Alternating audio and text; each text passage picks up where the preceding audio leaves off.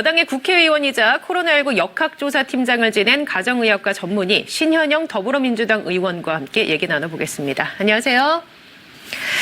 네, 지금 보니까 최근 이 코로나19 때문에 국회도 현재 폐쇄된 상태 아닌가요? 예, 맞습니다. 이번 2차 대유행은 상태가 심각하다고 생각을 했는데 국회도 예외일 수가 없었던 것이죠. 이틀 전에 그 국회에서의 그런 더불어민주당 원내 그 최고위원 회의에서 참석했던 사진 기자께서 확진이 되면서 네. 국회도 셧다운이 된 상황입니다. 국회 전체가 다 셧다운이 된 건가요? 예, 거의 업무를 할 수 있는 공간은 다 셧다운이 됐다고 생각하시면 될 것 같은데요. 국회 본청과 함께 의원회관, 소통관, 모든 저희가 활동할 수 있는 업무 공간이 셧다운 됐기 때문에 저도 지금은 국회로 출근 못하고 있고 재택근무를 해야 되는 상황이고요. 예. 그렇기 때문에 더 현장과 소통을 하려고 이 기회에 노력을 하고 있는 상황입니다. 당장 9월에 정기국회가 열려야 할 것 같은데 이게 열릴 수 있겠냐라는 의견도 나오는데 일정의 차질은 혹시 없을까요? 예, 지금 여야가 협상을 해서 일정을 만들고 있는 상황인데요. 실제로 9월 1일 개회식을 기준으로 해서 네. 대정부 질문과 본회의, 국정감사 그리고 예산 처리까지 12월까지는 끊임없이 달려가야 되는 아주 중요한 시기에 이런 상황이 발생을 했습니다.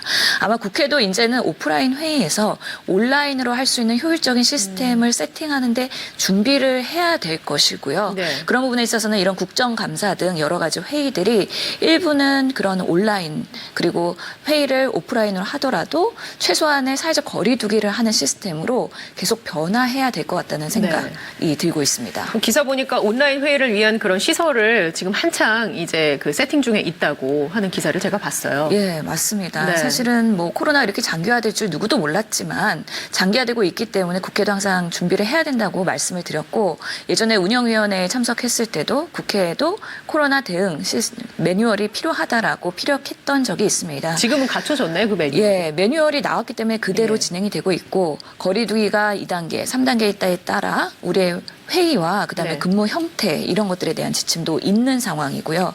실제로 여러 사람들이 소통하고 사실 만나는 공간이 또 국회이지 않습니까? 그렇죠. 그렇기 때문에 실제로는 토론회나 간담회나 이런 것들이 상시 항상 열릴 예정이었는데 무더기로 취소가 됐기 때문에 저희 의원실에서도 참 안타까운 부분이긴 하지만 네. 코로나 시대에서 그에 걸맞는 감염병 국회 업무 시스템 예. 이것들에 계속 적응해야 된다라는 생각도 들고 있습니다. 알겠습니다. 의원님도 최근에 코로나19 진단검사를 제가 받은 걸로 알고 있는데 물론 음성이니까 이 자리에 나오셨겠지만 어떠셨어요? 의심 증상이 좀 이렇게 있어서 직접 찾아가신 건가요? 아니면 뭐 확진자와 동선이 겹치거나 해서 찾아가신 건가요? 예, 실제로 제가 코로나 검사는 많이 검체 채취는 해봤지만 네. 당하는 거는 이번이 처음입니다. 하지만 이 검체 채취 당하는 거는 사실 독감 검사할 때랑 똑같은 방식이기 때문에 네. 크게 힘들지는 않지만 아프시진 불편하긴 합니다. 않으셨어요? 아프진 않고 불편하다 정도였습니다. 이번에 제가 검사를 받게 된 경위는 예.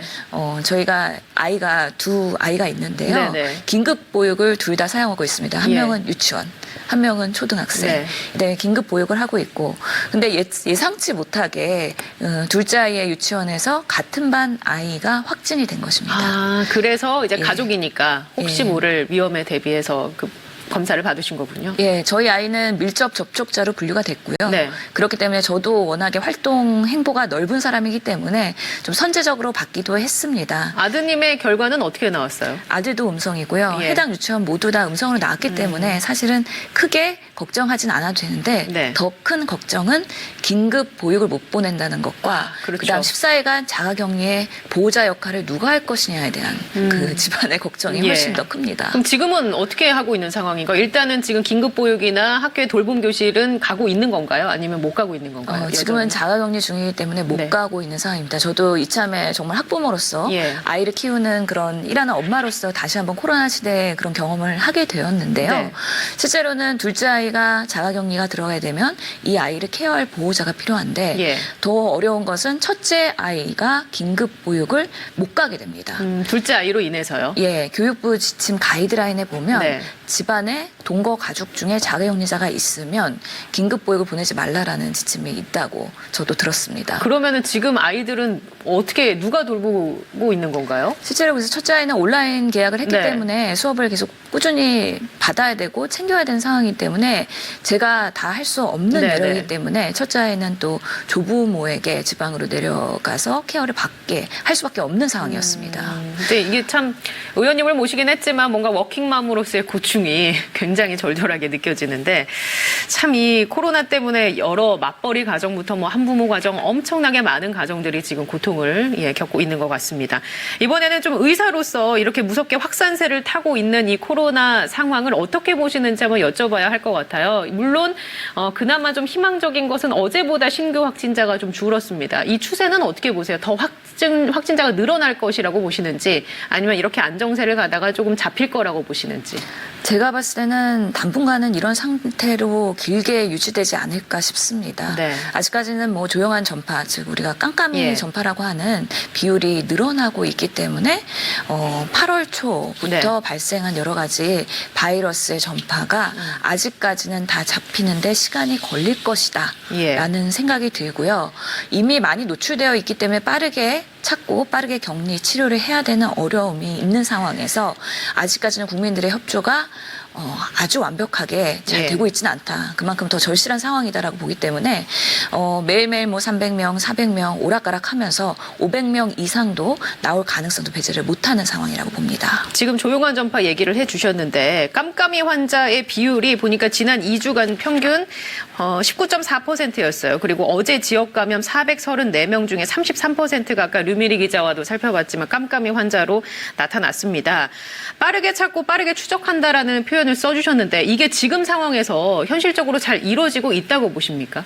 역학조사 속도가 확진자 예. 속도를 충분히 따라가고 있다고 보시는지요? 지금 보도되고 있는 걸 보면은 사랑제일교회 케이스를 말씀드려야 될 것 같은데요. 아직까지는 5,900명 중에 4,000명이 검사를 안 받았다고 합니다. 예. 그렇기 때문에 집단 발생이 일어났을 때 그 집단을 가장 우선순위로 검사를 해야 되는데 그러기 위해서는 실제로 그 노출자들의 협조가 매우 절실한 것이죠.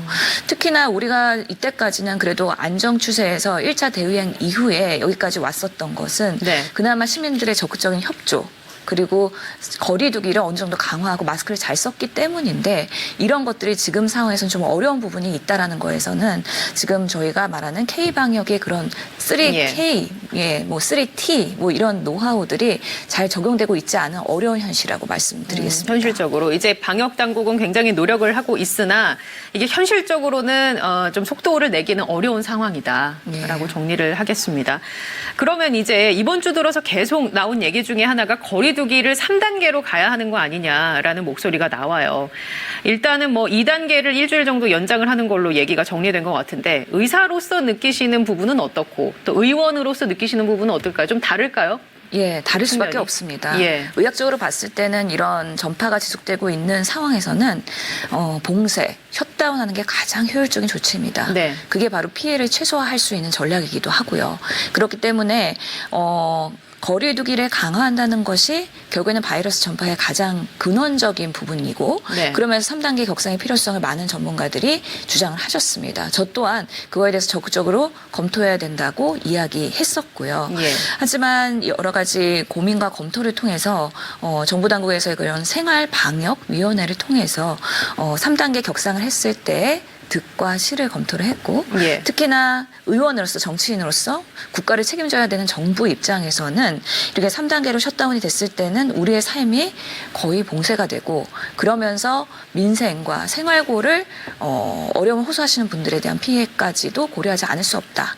그런 면에서는 당장의 3단계 격상은 어렵다고 판단한 것으로 이해하고 이게 있습니다. 3단계로 갔을 때 봉쇄가 되면 어느 정도 이게 경제적으로 타격이 생길 것 같다라는 그런 연구 같은 거를 여당 측에서 한 게 있습니까? 실제로 뭐 그런 것들을 시뮬레이션을 네. 미리 하기는 좀 어렵겠지만 예. 지금의 상황에서의 2단계에서도 예를 들어서 어제 제가 야채장을 보려고 네. 마트를 갔는데 소규모 그런 소상공인이 하는 마트였습니다. 지금도 너무 어렵다. 많은 사람들이 사실 생활을 안 하고 네. 사실 거리로 나와서 뭔가 소비를 안 하기 때문에 그런 수입들이 많이 떨어졌고 그런 면에서는 임대료나 여러 가지 이슈들이 있습니다. 예. 지금 상황에서도 어려운 상황에서 3단계가 되게 되면 정말 생존을 위한 활동 외에는 다른 것들은 많이 중지가 되는 것이죠. 네. 그 자체로서의 피해보는 사람들에 대한 부분을 추후에 소생시키는 것이 더 어렵다고 판단이 되는 거기 때문에 지금으로서는 그 3단계 격상 기준의 세 가지 가지 지침 중에서 아직 환자가 2배수로 느는 그런 것들도 아직까지는 발생하고 있지 않고 400명, 300명, 500명, 또 400명 이런 식으로 약간의 어느 정도의 그래도 우리가 지금 상황에서 감당 가능한 방역의 수준일 수도 있겠다라는 판단을 한 거라고 보이기 때문에요. 예. 지금 상태에서는 2단계를 꾸준히 가면서 이번 주말 그리고 다음 주에 증가 추세가 어떻게 되는지 조금 더 면밀하게 고민할 필요가 있다라는 게 여권의 또 판단인 것으로 알고 두 가지 있습니다. 연관해서 질문을 드려보죠. 3단계에 대한 시뮬레이션을 좀 언제가 될지 모르지만 혹시라도 닥칠 상황을 대비해서 좀 우리가 만약에 3단계를 시행한다면 어떤 분야에 어떤 타격이 있고 어떤 분야는 어떻게 접근해야 하고라는 어떤 핀셋식의 그런 정책이 좀 마련돼야 되지 않을까라는 생각이 개인적으로는 들거든요. 이 예. 부분에 대해서 일단 첫 번째 질문을 드리고 싶네요. 예, 맞습니다. 모든 거에는 3단계로 격상을 했을 때 부작용들이 있기 때문에 네. 이분들을 어떻게 하면 보호할 수 있는가에 대한 대응과 조치도 있는 상황에서 강행을 하는 게 맞다고는 판단이 됩니다. 지금은 아직 그게 갖춰지지는 않은 상태라고 봐야 예, 되나요? 그렇게 세세한 것들을 모두 정하기에는 시간적으로 네. 어려운 부분이 있기 때문에 모든 정책들이 완벽하게 만들어지고 진행하는 거에는 한계가 분명히 있을 거고요.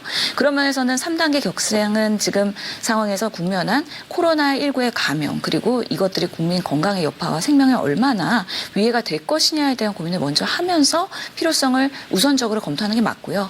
그다음에 민생과 생활고를 같이 고민을 해야 되는 상황인데 지금 상태에서 조용한 전파가 진행되고 있고 그다음에 확진자들이 조금씩 늘어나고 있는 추세긴 하지만 3단계가 확실하게 됐을 때 그런 위험성들에 대해서는 아직까지는 그 경중을 판단하고 있는 정도라고 보고 조금 더 세심한 그런 대안은 마련되어야 될 네. 거라는 생각이 듭니다.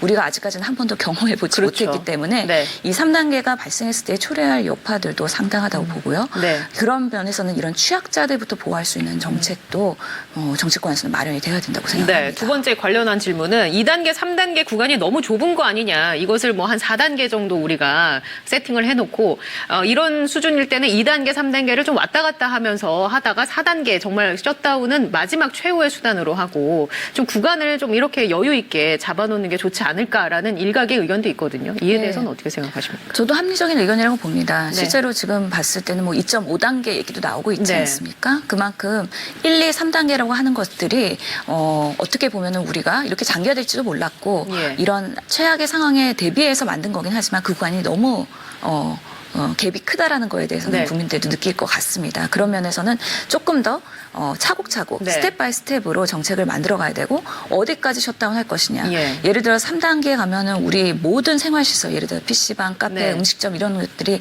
다 이제는 운영이 차질이 있기 때문에 어디부터 정말 생활에 그리고 꼭 생필품에 우선이 되는 것부터 그래도 천천히 가야 된다라는 거에 대한 합의를 하고 그렇다면 그 우선순위에 대한 구간을 더 늘릴 필요가 있다라고 저도 생각을 합니다. 예, 이게 제가 이 질문을 왜 드리냐면 이 코로나 사태가 뭐 빨라야 뭐 내년 뭐 이렇게까지 얘기가 되고 내년 말까지도 지속이 될 수 있다고 하니까 이제 국민 입장에서는 이것을 이제 계속 이런 식의 시행착오나 물론 처음 겪는 거니까 정치권이나 국민 모두 좀 당황스러운 부분이 있지만 좀 더 실질적으로 우리가 바로바로 이렇게 좀 유동적으로 적용할 수 있는 게 필요하지 않을까 해서 여쭤본 질문이었고요. 네, 저도 매우 공감을 네. 하고요. 실제로 우리 코로나가 더불어 살아가야 될 수 있는 시대라고 봅니다. 그렇기 참 때문에 더불어라는 표현이 예, 참 안타깝기도 안타깝네요. 한데 예. 물론 백신 치료제가 그 사이에 나오긴 하겠지만 그럼에도 불구하고 코로나가 계속 찾아올 수 있다라는 네. 전제하에서 우리가 더불어 살 때 어떤 또 대응 전략을 네. 그렇게 세심하게 짜는 거 중요할 것 같고요. 예. 그런 면에서의 목소리 내시는 건 아주 네. 잘 들어야 된다고 생각합니다. 뭐 여기 이렇게 힘들게 모셨는데 조금 더 곤란한 질문이 될 수 있을 것도 같습니다. 의료계 파업 얘기를 사실 빼놓을 수가 없는데 뭐 요새 중대본 브리핑을 보면 항상 이 파업 얘기를 굉장히 많은 분량을 할애해서 또 브리핑을 하시더라고요. 정부와 의료계 갈등의 고를 좀 좁힐 수 있는 여지가 있다고 보시는지요? 좀 강대강으로 대치하고 있는 거 아닌가라는 생각도 들거든요. 예, 지금 시점에서는 강대강으로 대치하고 있는 것으로 보입니다. 특히 오늘 업무 개시 명령을 내리면서 또 뭐 강제 집행을 하겠다라는 하겠다라는 그런 네. 발표도 또 있었습니다. 그만큼 의료계와 지금 정부와의 갈등이 치닫고 있는데요. 예. 사실 뭐 우리가 국민들이 봤을 때 많이 우려하실 부분이 있겠지만 저는 이번 계기를 통해서 더 나은 보건의료의 그런 정책 입안 과정이 나올 수도 있겠다는 또 한편에서는 희망을 갖기도 합니다. 예. 실제로는 우리가 공공의료를 강화해야 된다는 데는 이견이 없거든요. 그 방식에서 차이인 네. 것이기 때문에 특히나 이번에 발표한 의사 수 정원 확대한다는 그런 정부의 발표가 너무 일방적이지 않았느냐에 대한 반성도 우리가 같이 해볼 수 있을 것 같고요. 예. 의료계 입장에서는 왜 그동안 그렇다면은 의료계의 그런 여러 가지 보건의료 정책의 네. 이야기들이 정부에 담기는 데 있어서 최선을 다했느냐에 대한 고민도 해야 되는 부분입니다. 그런 부분에서는 양쪽 다 이번에 한 발짝 조금 물러서고 예. 다시 한번 검토를 하면서 논의할 부분도 있다고 생각하고요. 근데 지금 이제 의사 출신이시니까 양쪽의 입장을 너무 잘 알 거 아니세요? 그러니까 네. 양쪽 다 한 발짝씩 물러났으면 좋겠다라고 얘기를 해주셨는데 그 한 발짝이 의료계에서는 어느 정도 그리고 정치권이나 우리 정부 쪽에서는 어느 정도의 그 한 발짝 물러나는 걸 선택할 수 있을지. 예, 실제로는 뭐 정부에서 여러 가지 협의 과정을 그동안 해왔고 네. 그러면서는 잠정 유보하겠다.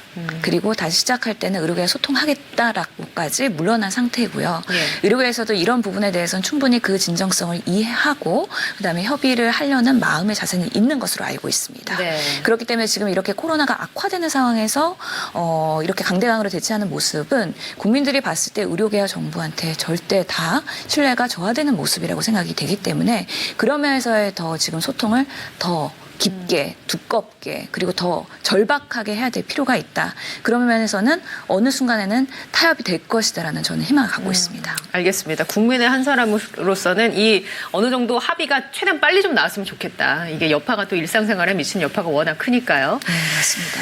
네, 오늘 신현영 더불어민주당 의원과 함께 좀 뭐 껄끄러운 얘기도 있을 수 있었지만 잘 나눠봤습니다. 이렇게 바쁘신데 나와주셔서 감사합니다.